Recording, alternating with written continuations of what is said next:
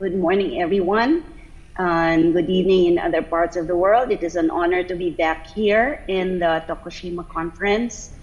Okay, so you will see now, I think I am the only one here speaking from the point of view of government. So you will hear the other side of efforts on sustainable consumption and production.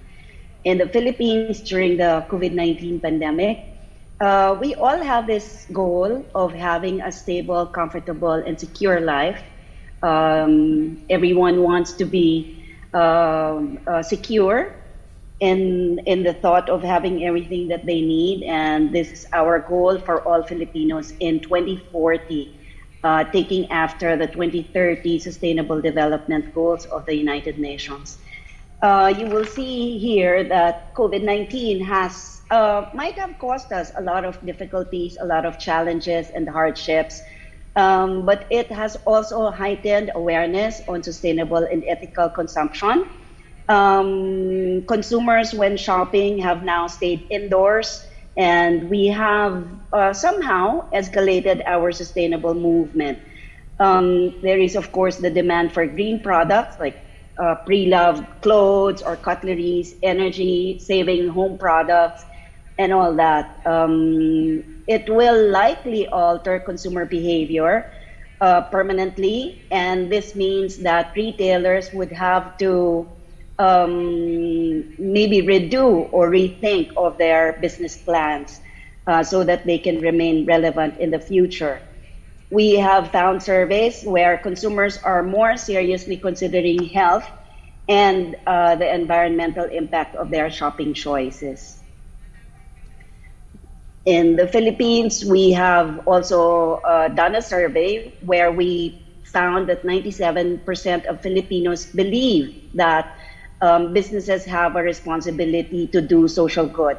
And this is where the corporate social responsibility comes in, and that Filipinos now take this into consideration when they choose the brand. Research has also shown that the younger generation has become more critically aware than the older generation. You will see here, of course, we take it from the United Nations Sustainable Development Goals, SDG Sustainable Development Goal number 12, Responsible Consumption and Production, and this is also what the ASEAN Committee on Consumer Protection is doing. We are in fact coming out with a sustainable consumption toolkit, which is going to be a guide for all educators, learners, government, private sector stakeholders, all businesses and industries, so that they can follow this and probably become more sustainable in the future. I mentioned earlier that the younger generation is more critically aware. They have become also more proactive, and of course they would want to choose purchasing sustainable products, but they have very limited purchasing power. It's the older generation that has the purchasing power, but do not have much propensity to buy ethical products. So we have a call for a sound strategy to cultivate consumer awareness. For older generations, we have, you will see a photo of the Secretary of the Department of Trade and Industry. We have partnered with a lot of private sector stakeholders who have initiated in promoting sustainable consumption. Of course, we all understand the impact of this initiative on climate change. But we have found that in the Philippines, especially, implementing national environmental laws is not enough. Yes, we understand what sustainable consumption is, but to most people, to most consumers, it's just a jargon.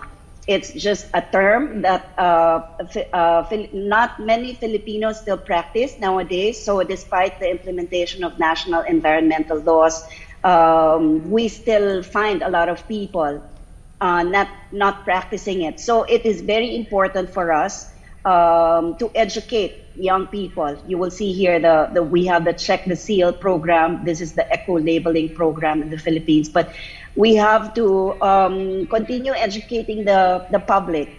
We would like to begin also like Japan, like Governor Izumi mentioned earlier, that they want to start with young children so that we can change mindsets, because this is where mindsets are formed and where mindsets can still be changed during the formative years. So we would like to start it.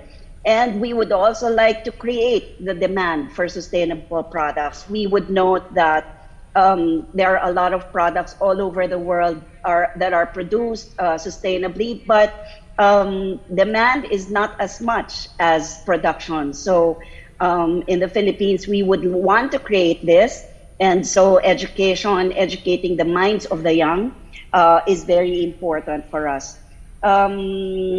We also have to provide more accessible information so that we can use this information as guide for consumers in their purchases.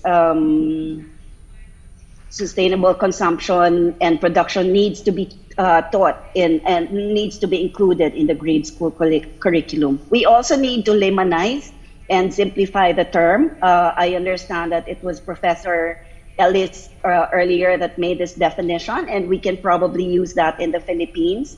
Consumers need information about the company's credentials on sustainability and what they actually do. Clear information about sustainable products and services at the point of sale. We need to be able to provide this too. And we need to provide also and give assurance that what the consumers are buying are a better choice than the cheaper alternative. And then, of course, from the business sector perspective, we understand also that producing more sustainable products and services can be more expensive. It requires additional investment, then changes in some corporate practices that they already are used to, and then the different relationships with new suppliers. So there need to be more sustainable products, but we have to help businesses also struggle to get the scale and compete with established offerings. We, of course, would need to engage the suppliers as well, so that they can more sustainably produce their products and supply to a wider scope of businesses, retail in the retail industry. Industries would also need to move in accordance with the behavior of consumers that is dependent on and influenced by availability, affordability, and the convenience of the product. Of course, considering also its performance and then conflicting priorities. Other people would have skepticism over a brand, and of course, taking into consideration as well the force of habit. Consumers still have to gain a full grasp of what is sustainable, and so the industry will have to do full swing towards this direction. But the important thing still to us is creating the demand for sustainable products. We have initiatives on addressing climate change. Like I mentioned earlier, it's very important for us also to educate the young so that we can change mindsets. We conduct consumer care webinars. This is for adults or for grown-ups, but this is not enough. It's still going back to the mindset of the young, that the generations, which we learned we also learned in a conference in Japan, where Dr. Nakahara said that changing mindsets of the young will benefit the generations to come. So these are some of the initiatives that we do from the side of the government. There is eco-labeling. There is inspection of carbon emission of motor vehicles. This is done globally. And then there are also some initiatives on the ban on single-use plastic. The challenge here is finding an alternative to single-use plastic so that consumers will still find it convenient. And on the part of business, they will not lose a lot of money in banning single-use plastic. And then there is the Red Orchid Award. This is an initiative of our Department of Health, where offices, government and private, and business establishments as well, are given the Red Orchid Award for banning smoking within the premises. And then the renewable energy, of course. And then we also have the non-environmentally acceptable products list by the Department of the Environment and Natural Resources. And then e-transport, we have started with e-jeepneys in the Philippines, where these vehicles can carry maybe 8 to 12 passengers. And then the Baguis Awards, which we issue to business establishments that promote consumer satisfaction, at the same time consumer protection, and those that have done good housekeeping.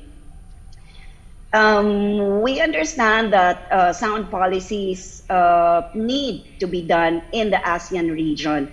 It is not only the Philippines working on this in Southeast Asia. We are one with the ASEAN Committee on Consumer Protection. We want to promote a thriving economy, but of course, within the at the heart of a thriving economy, considering health and the environment, is consumer protection. We would understand that the COVID-19 pandemic is also somehow brought about by the environmental degradation that we have, climate change and global warming. So consumer protection would include educating them, providing for their basic needs, of course, that are sustainable and that are produced sustainably, so that consumer protection can still thrive, and the economic region in the ASEAN can also thrive.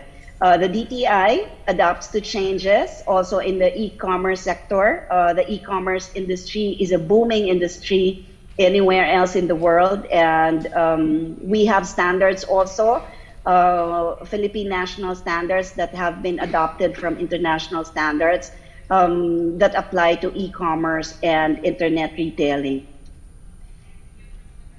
Okay, so those are some of the initiatives of the Philippines on sustainable ethical consumption amidst the COVID-19 pandemic.